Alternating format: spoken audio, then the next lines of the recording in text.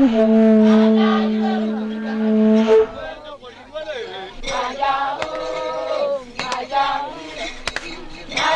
Africa, the black and gold skins of the spotted cats have been worn for centuries by tribal chiefs and important warriors.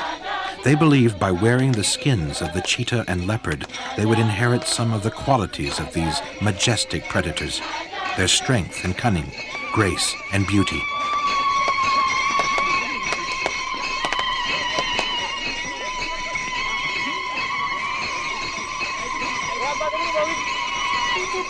Tradition carefully regulated the wearing and ownership of these skins, so the number of cats killed was relatively small.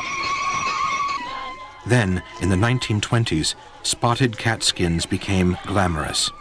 For the next 30 years, tens of thousands of these cats died in the name of fashion. Finally, after long campaigns by many groups, the trade in these skins is now banned. But the illegal demand is still there. Spotted cats are still losing ground to poachers and to expanding human populations. Both cheetahs and leopards are rare outside the national parks.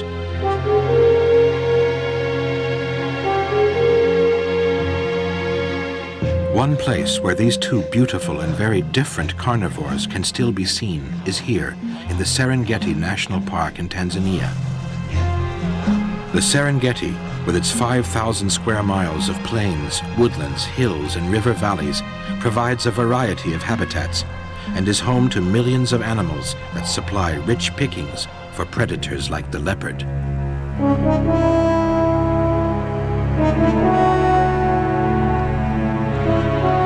At first glance, the leopard and cheetah look similar, but they're very different in build, behavior, and the way they hunt.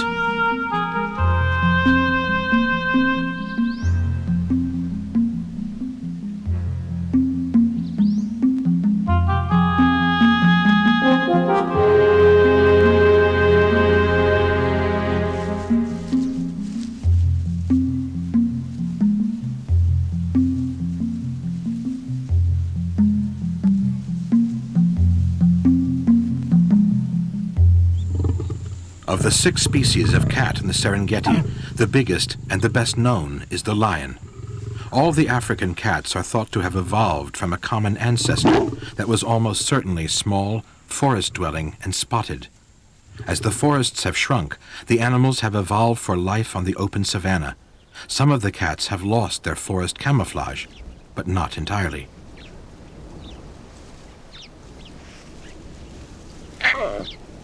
Lions are the color of dry grass, but their bellies and flanks, especially the cubs, are clearly marked with the rosette pattern of a leopard's spots, a reminder of their origins in the more forested past.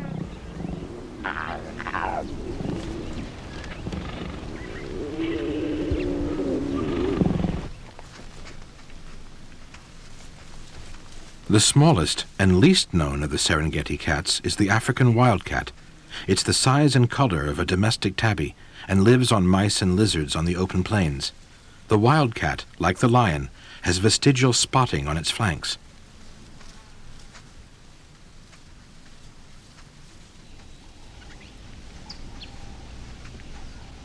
The other lion-colored cat in the Serengeti is the caracal.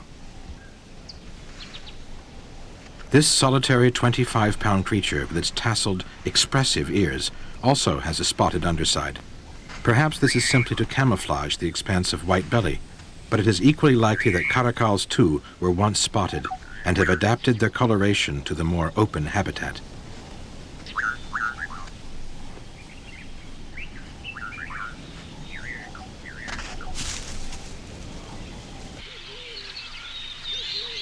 Then there are the spotted cats. The serval is of similar size to the caracal, about 20 pounds, but is longer-legged and less muscular. It preys on rodents and birds. The serval's most noticeable feature is its huge ears.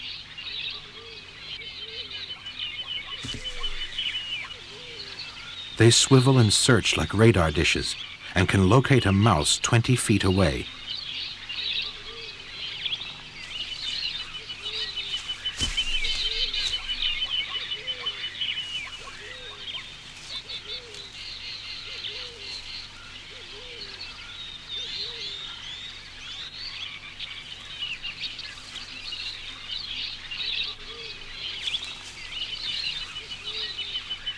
The two large spotted cats of Africa are both efficient predators, but they have little in common. The leopard, weighing around 120 pounds, is a muscular bruiser, an alley cat that prefers to lurk in the shadows. The cheetah, at around 90 pounds, is slender, almost fragile, and a creature who roams the sunlit plains.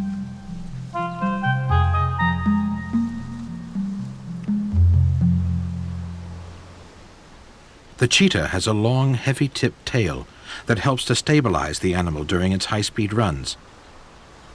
It has small, uniformly sized spots, a very small head with short, clamp-like jaws and short whiskers.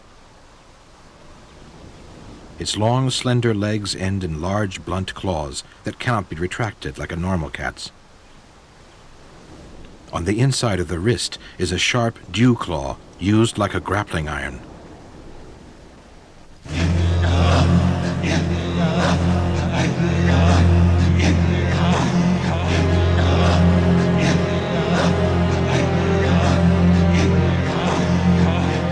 Its very long legs and long, flexible spine enable it to sprint for a couple of 100 yards at up to 68 miles an hour, its tail flailing to help balance the turns.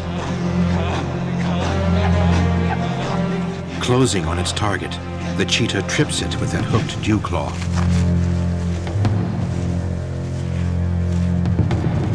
Then, avoiding the sharp hooves, it clamps its jaws onto the animal's throat, sealing its fate. The cheetah's jaws aren't very powerful. They don't break the animal's neck. In fact, they seldom break even the skin. But the exhausted gazelle desperately needs oxygen. The cheetah clamps off its air, and it quickly dies.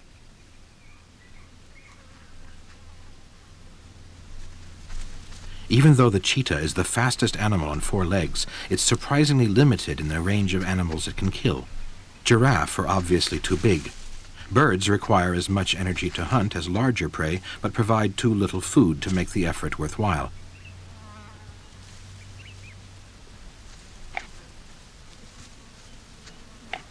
Impala are seldom tackled. They are a bit heavy and tend to stay in cover.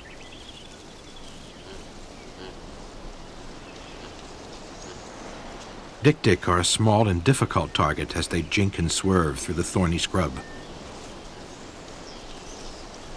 Baboons live in troops and are dangerous. Some cheetah learn to hunt warthogs, but the risks are high. Warthogs can inflict serious wounds with their long, sharp teeth.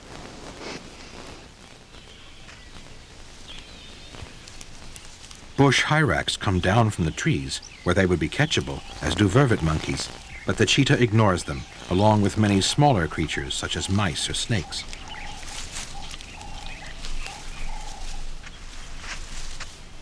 Heavyweights, like the 1,000-pound eland and the even bigger buffalo, are beyond the cheetah's limits. The leopard, which weighs a little more than a cheetah, preys on all these species, from mice and small birds to the young of buffalo or giraffe. Not only is the cheetah fussy about the type of food it eats, but also about the way it gets it. While the leopard will scavenge a stinking carcass, the cheetah never touches carrion, only eating what it has killed itself.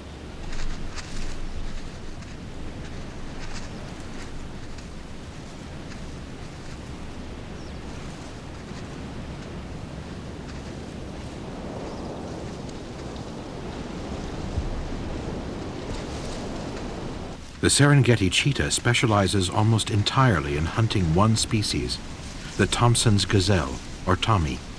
And the distribution of these gazelles is a deciding factor in where the cheetahs live.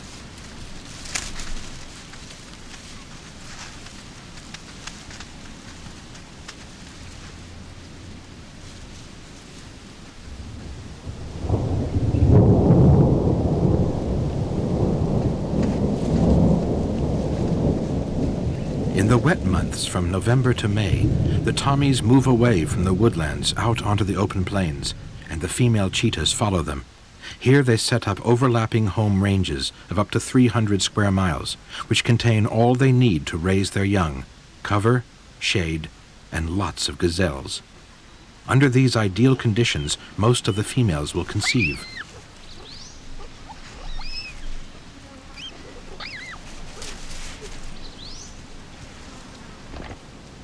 A cheetah will have up to 6 cubs, which will have a mantle of grayish fur for the first 4 months of their life. Mortality is high. By 3 months, 90% of the cubs will die, victims of lions, hyenas, grass fires, or hunger. But because they have such large litters, when conditions are right, a good number of cubs reach maturity.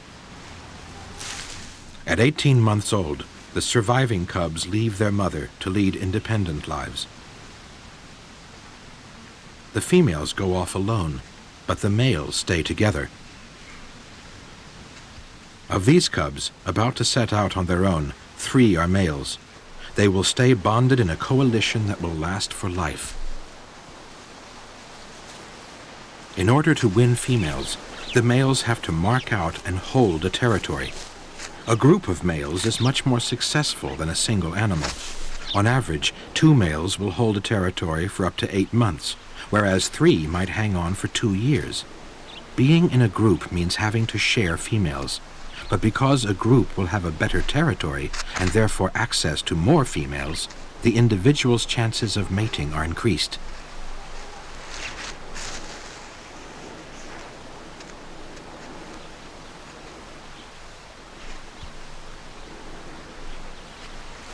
Solitary male cheetahs, who make up about 40% of the male population, are very rarely able to hold a territory. They are usually in poor condition and lead lives of quiet desperation, lying low to avoid large predators, especially other male cheetahs in groups. Like these 2, patrolling their boundary. A single male lies down submissively, but it doesn't save him.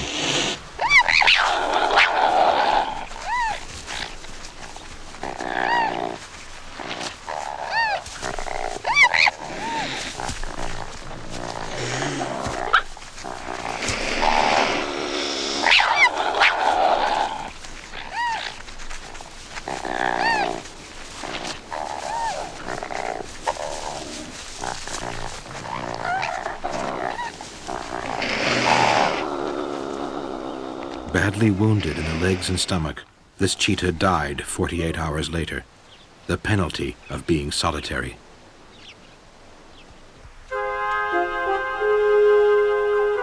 In comparison, the leopard is a natural loner. Except for mating pairs and mothers with cubs, leopards are always solitary.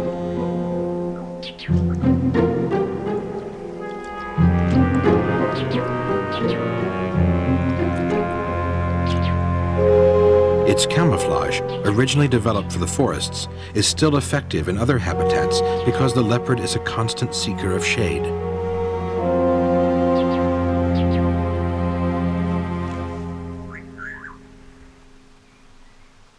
Its spots are the ultimate in disruptive pattern. The cheetah has simple, solid spots. The leopard does too, on the lower legs and head, but on the body these spots coalesce around patches of brown on a pale background. These rosettes perfectly mimic the dappling of light and shade where the leopard spends most of its life. Unlike the cheetah, the leopard's claws are retractable and needle-sharp. Also unlike the cheetah, it is stocky and muscular in build, with a powerful neck and head and the long whiskers of a night hunter.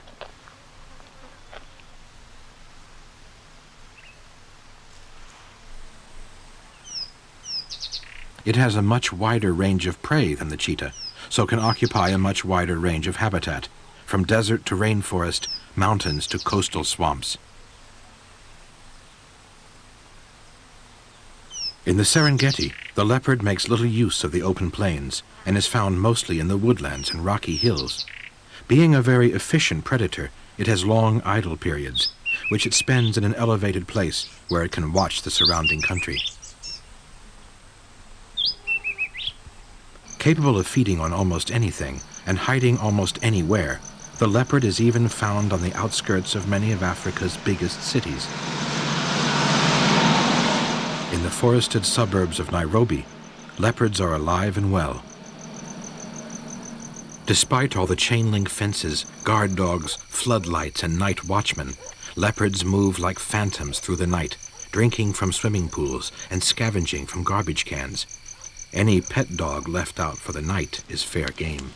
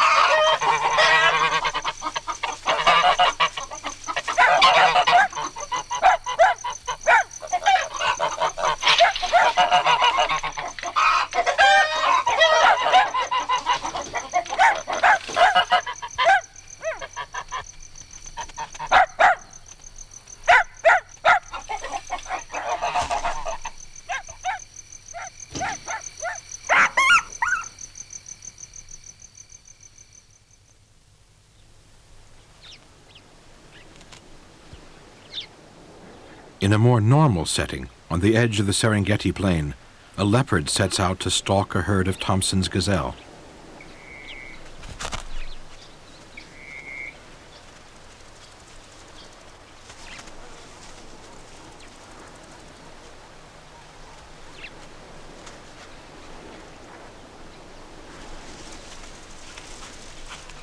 The mosaic of long grass and patches of bush are perfect conditions for the leopard's technique.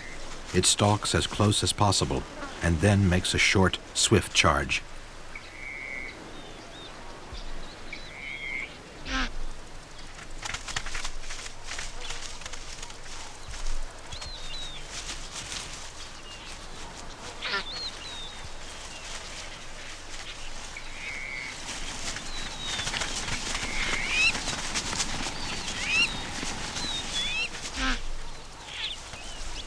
Unlike the cheetah, which when it misses, gives up, the leopard keeps its head down, gets back into cover, and keeps moving forward.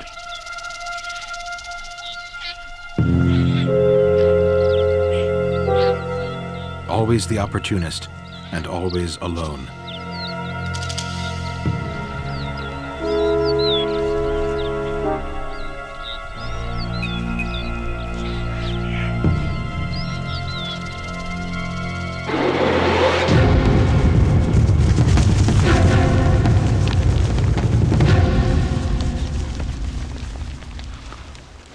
The rush is explosive, and the kill is made with a deep, powerful bite, which punctures the skull.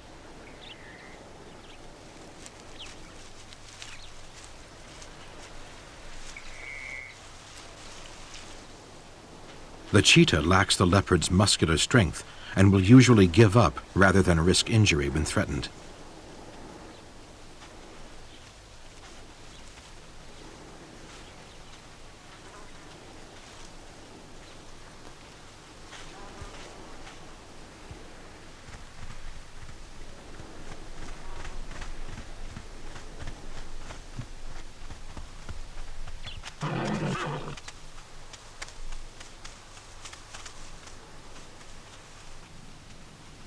Two cheetah hunting together can take on prey which they wouldn't dare tackle alone.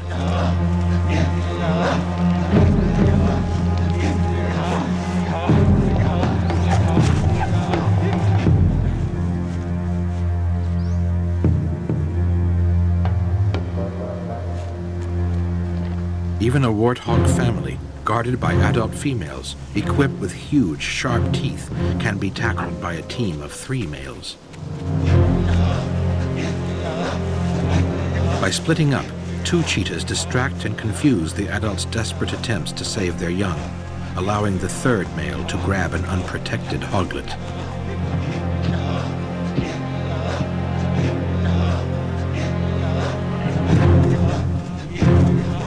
The cats spread confusion in the long grass.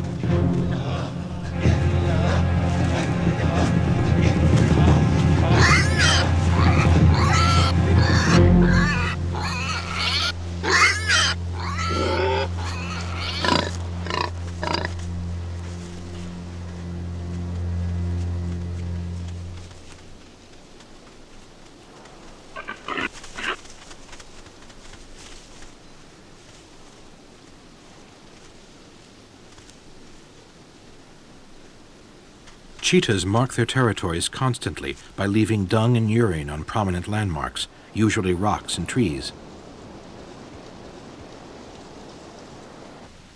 The leopard does the same and takes sensual delight in rolling in the scent of other leopards.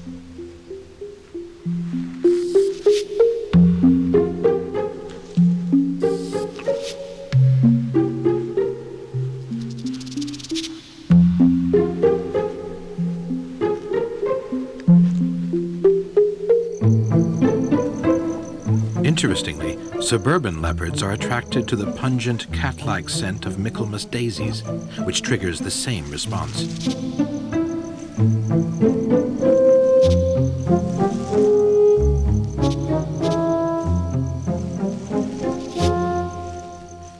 The leopard male walks alone, but for the cheetahs, as we've seen, ganging together in groups makes the males more flexible hunters and enables them to hold onto prime territories.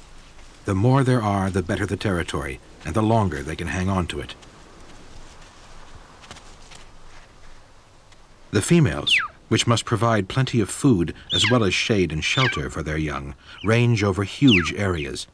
The males try to stake out a territory where several female ranges overlap, giving them access to as many mates as possible. These males have picked up the scent of a female coming into season, and the hunt is on. The female is nervous, unready for their attention. She tries to hide. Again, the advantages for the males of being in a group are plain. By taking turns, it is easier for 2 or 3 of them to trail a female until she comes into estrus. For the next several days, the males will pursue her day and night, growling and swatting her with their paws. For her, courtship appears to be a brutal affair, but in fact this behavior is important to trigger ovulation. Females in captivity that do not get this rough treatment are less likely to conceive.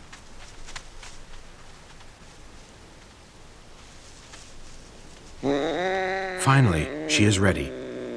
They will probably all mate with her, but even if only one does, genetically it will have been a success. This is because 80% of these male coalitions are made up of brothers who share 50% of the same genes. Whichever male fertilizes the female, the next generation will inherit the family bloodlines.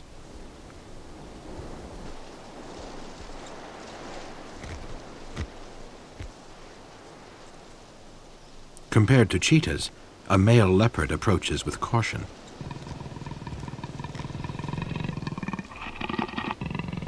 When he detects a female coming into estrus, the male calls to make contact. She is not yet receptive, and she lets him know it. With no way around those teeth, and her rear end tucked firmly into the thorns, the male has no choice but to wait.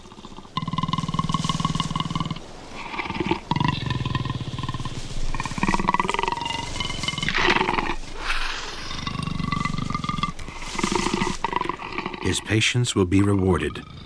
Within a few days, she will let him mate.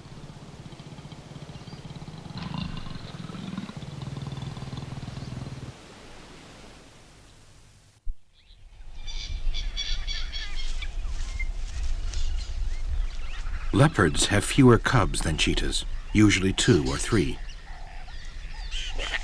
They are born blind and defenseless, and when small they are kept well hidden among rocks or in wooded gullies, only coming out briefly to play when their mother is present to protect them.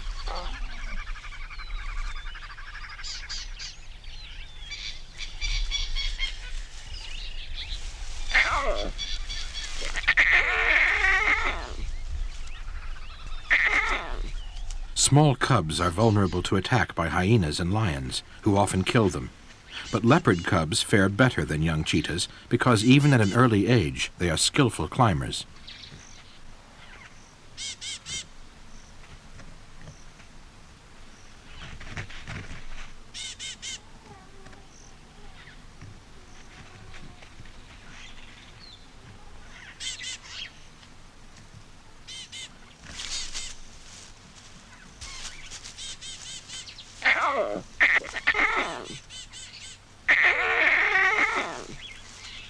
The female is restless, and the cubs sense it. She is about to go off hunting, and she will leave the cubs behind.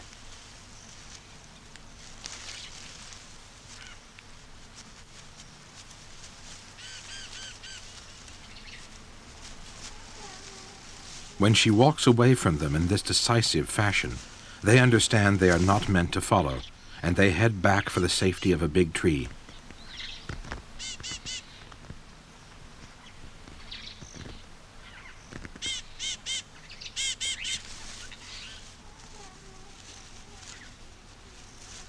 Out of reach of their enemies, the cubs will be safe here until the female returns.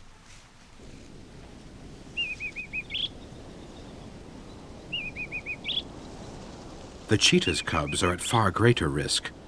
They will never be able to climb to safety, and because they live in open country, the available cover is more obvious and is likely to be searched by hunting predators. The cheetah hides her young in dense thickets and is careful to ensure she is not seen or followed when she visits them.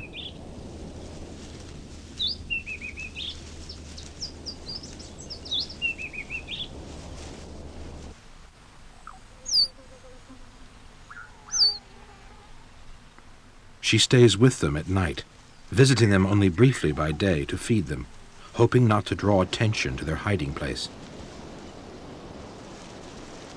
But that is exactly what has happened. She has been seen by a couple of lions.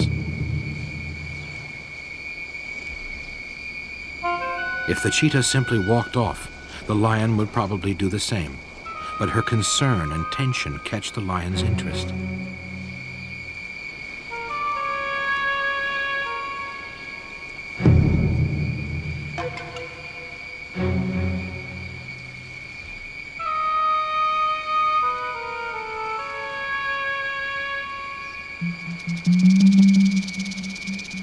It would not bother trying to catch the cheetah, but her nervousness has heightened its curiosity.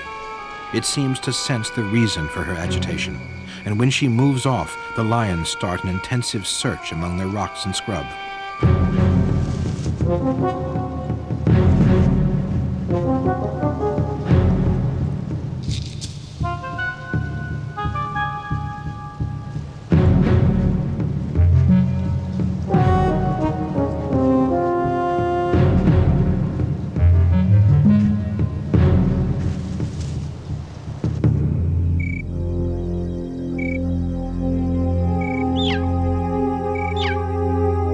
The cheetah has poor night vision, so she dares not check on her cubs in the dark in case the lions are still there.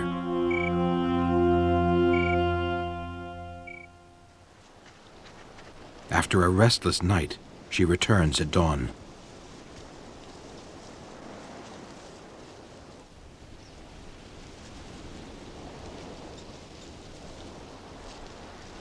The lions have killed 3 of the cubs. The 4th is missing, almost certainly eaten. The female does not seem to comprehend what has happened, and for a while she carries one of the small bodies around. Finally, the fact of its death appears to sink in, and she drops it.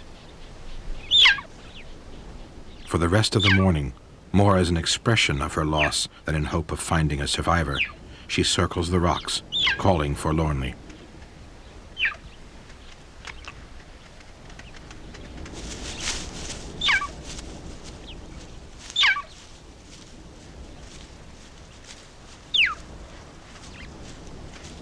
Miraculously, the 4th cub has survived, and against all the odds, its mother has found it. But the cub is still small, and still has a long way to go. Cheetahs can climb, and the cubs climb a lot in play, but they do it poorly.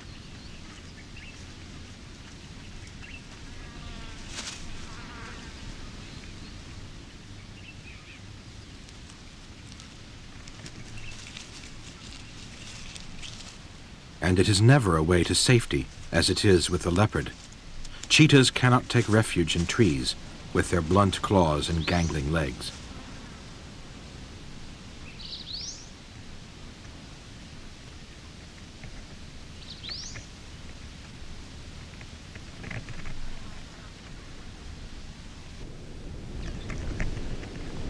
The leopard, with its hooked claws and compact muscular build, is a natural climber and is perfectly at home in the branches.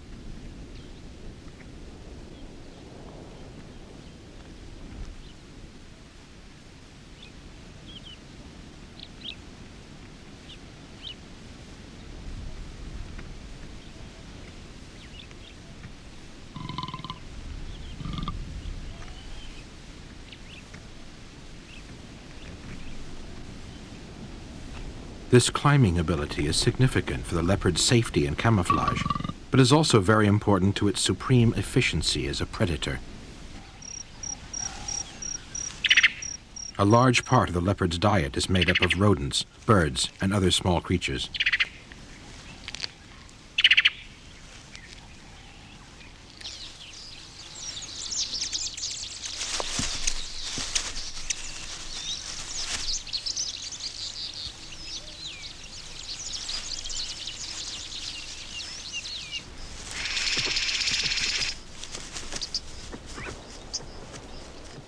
But it is capable of killing much larger prey, even a baby giraffe.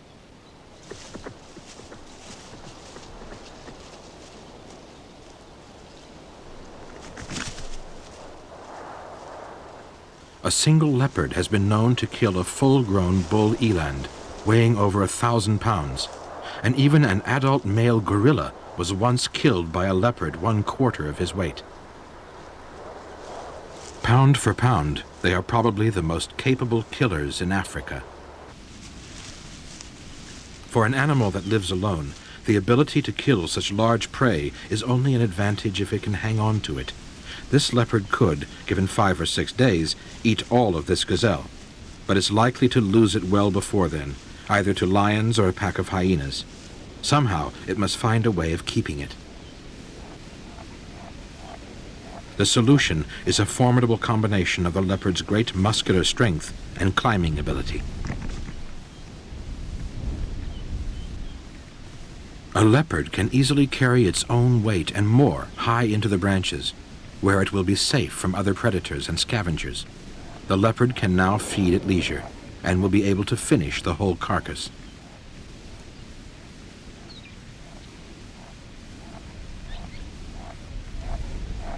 And it's not just an efficient feeder, it is also fastidious.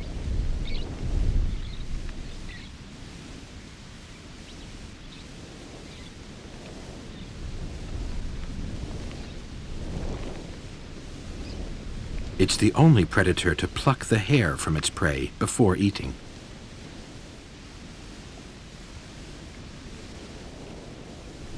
The cheetah can't consume a whole gazelle at a sitting. Neither can it carry it up into a tree.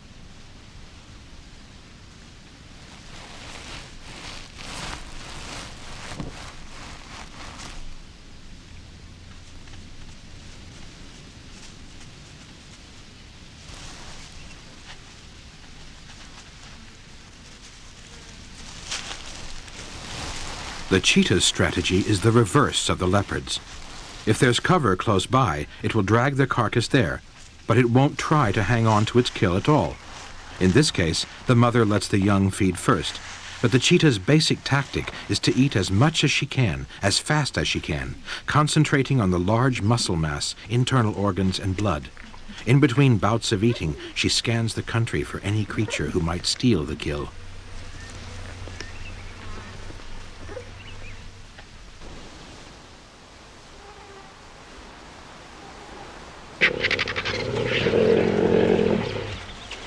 Vultures are a big problem for cheetahs.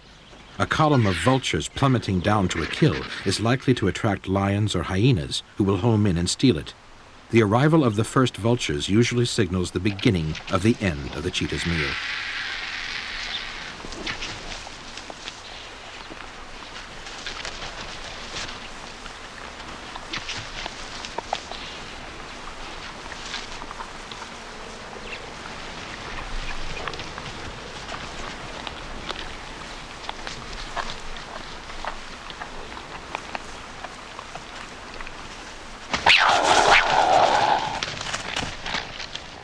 The cheetah's nerve breaks. A jackal is already attracted. Hyenas are probably on the way. It's time to go. Because the cheetah is so easy to chase away and cannot store food, it has to kill at least twice as often as the similar-sized leopard. The cheetah is a competent hunter, but unable to defend its kills. Vulnerable and relatively frail, a cheetah cannot risk fighting over its kill.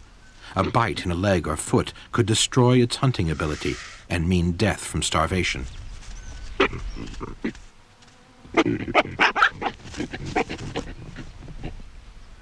Even for this group of 5, defending their kill is simply not worth the risks involved.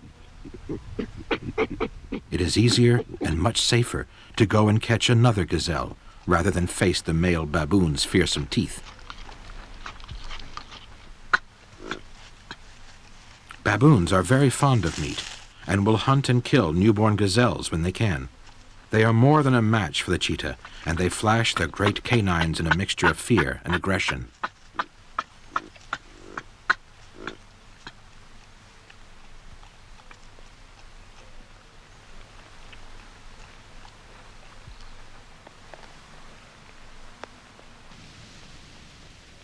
These baboons are putting on the same show for a leopard.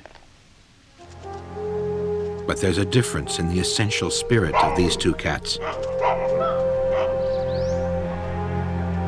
With odds of only 5-2 in their favor, the cheetahs gave up. At about 40-1 against, the leopard keeps moving in.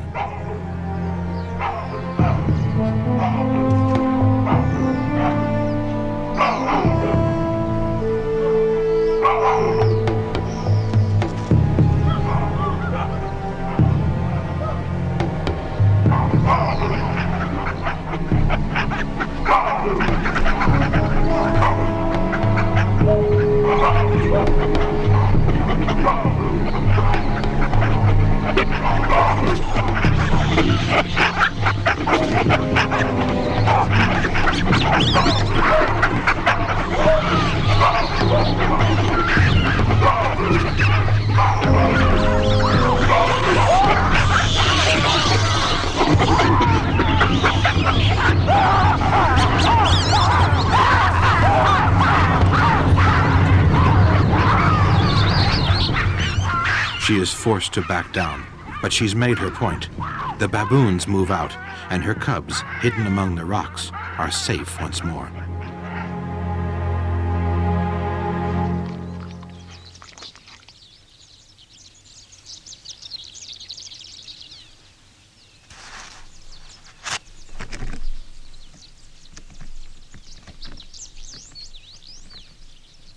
With their mother watching over them from above, the cubs can explore.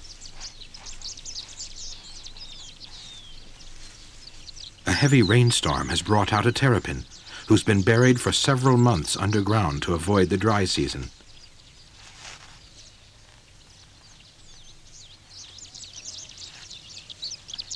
The terrapin is very hungry, but it's going to have to wait a little bit longer.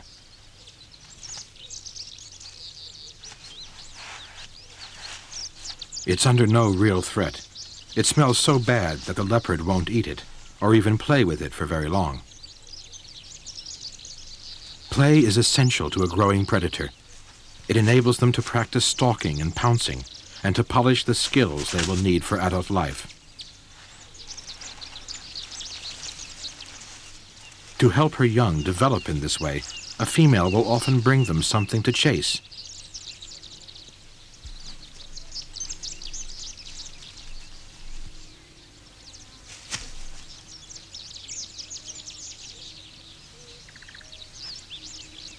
She has found a baby Tommy. The mother gazelle watches helplessly. The leopard is entranced with the fawn. She keeps her claws in to avoid damaging it. But she has a problem. The cubs are some distance away, and before she can work out how to move the fawn without hurting it, another player enters the game. A lion has seen the activity and starts to take an interest. The long grass hides the fawn, but the leopard's behavior is strange. Perhaps there's an easy meal to be had.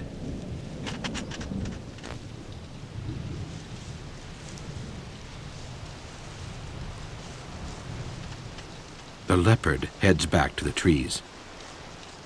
The fawn is shaken, but not scarred. And the lion still hasn't figured out what was going on. The provision of a live prey animal on which the young can practice their hunting skills is essential for a predator's development. So it's no surprise the cheetah does exactly the same thing for her cubs. As did the leopard, the cheetah saw the Tommy fawn from a distance as it crouched to hide, and has homed in on it. And again the fawn, too young to recognize a predator, is unconcerned. But the cheetah has her cubs with her, and the moment the fawn runs, they react.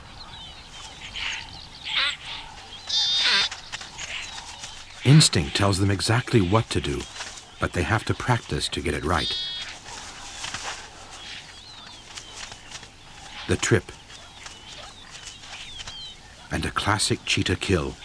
Body kept away from the flailing hooves and the fatal clamp on the throat.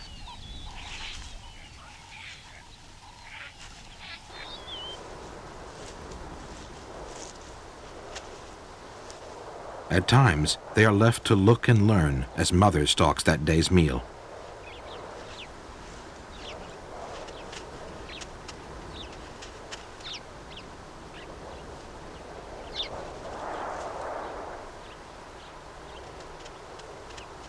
But usually they tag along, and their inexperience often spoils the hunt.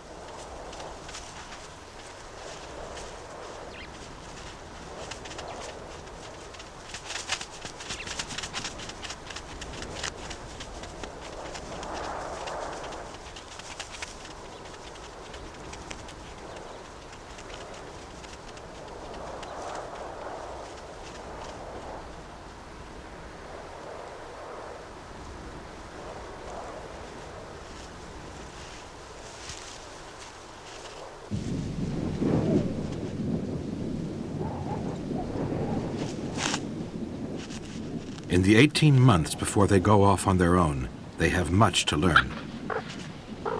That lions, leopards, hyenas, and people should be avoided. Where to find water. That some things are inedible and others incredible.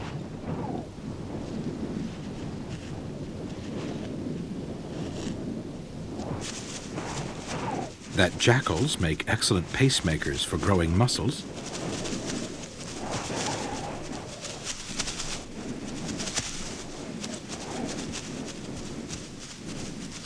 And that some animals, when you get within tripping distance, are too big to tackle.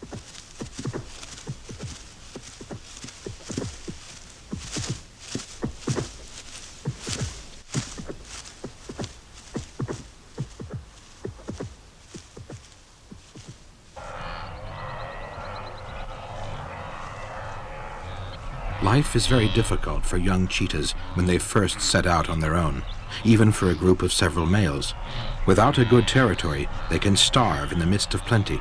To survive, they must take any and every opportunity, even in areas where they have no experience, and where they are fearful and puzzled by what is happening.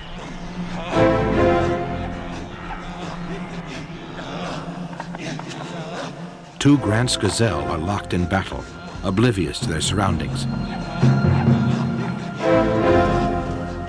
A young cheetah runs in, but slows down, filled with apprehension. It cannot understand why the gazelles are failing to run away. Nothing in their experience has prepared them for this. How can they trip an animal that won't run?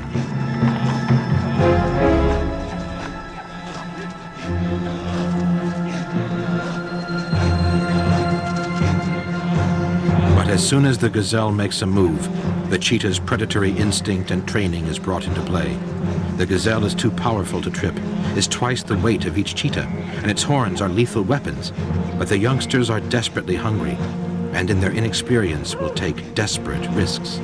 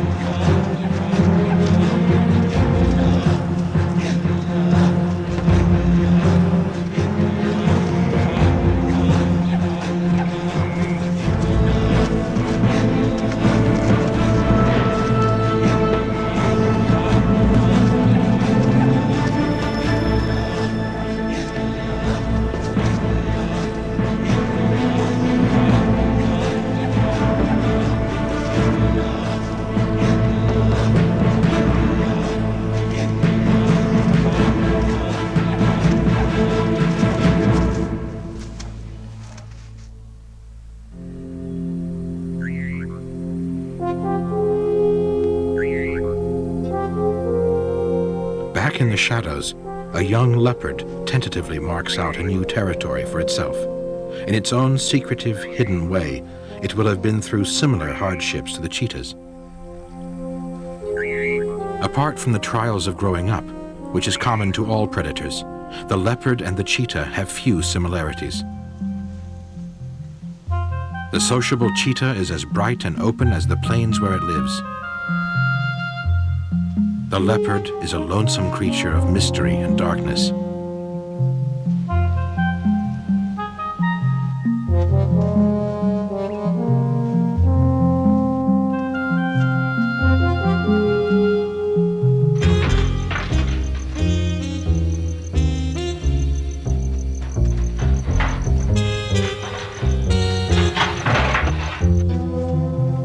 Different social systems, behavior, hunting techniques, and lifestyles, the leopard and the cheetah have almost nothing in common except their dappled beauty. For too long, these magnificent cats and their striped and spotted cousins on other continents have been slaughtered simply because they are so beautiful. In the past, the warrior who wore a spotted cat skin thought he could take on that animal's strength and cunning. And the woman who wore one hoped to acquire some of the cat's grace and splendor. Today, these myths are fading into the past, as people realize that nothing can compare with the sheer power and beauty of the cheetah and leopard.